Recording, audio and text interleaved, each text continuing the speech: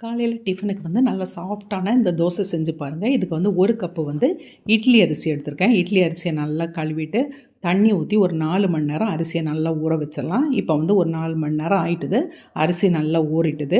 இந்த டைமில் ஒரு 1/2 கப்பு வந்து அவல் அதை எடுத்துகிட்டு நல்லா கழுவிடலாம். ஒரு 2-3 தடவை கழுவிட்டு கொஞ்சமாக தண்ணி ஊற்றி ஒரு 10 நிமிஷம் ஊற வைக்கலாம். 10 நிமிஷத்துலேயே வந்து அவல் நல்லா ஊறிடும்.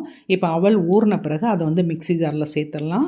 அதுக்கு கூட வந்து ஒரு 1/2 கப்பு வந்து தேங்காய் துருவல், அதுக்கப்புறம் ஊற வச்சு வச்சுருக்கோம்ல அரிசி, ஒரு 1/2 கப்பு தண்ணி சேர்த்துக்கோங்க. அதுக்கப்புறம் வேணால் தண்ணி சேர்த்துக்கலாம். உப்பு தேவையான அளவு போட்டு நல்லா பேஸ்ட்டாக அரைச்சிடலாம். எவ்வளோ தூரம் அரைக்க முடியுமோ அந்த அளவுக்கு அரைச்சிருங்க. மாவு வந்து நம்ம தோசை மாவு பதத்துக்கு இருக்கணும். இப்போ இந்த மாதிரி இருக்கணும் மாவு. இப்போ வந்து தோசைக்கல்லை நல்லா சூடாக்கிட்டு லைட்டாக எண்ணெய் தடவிடலாம். தடவிட்டு ஒரு கரண்டி மாவு ஊற்றிக்கோங்க. தேய்ச்சி எதுவுமே ஊடாண்டா அப்படியே ஊற்றிட்டு மூடி வச்சு மீடியம் ஃப்ளேமில் வச்சு வேக வைக்கலாம்.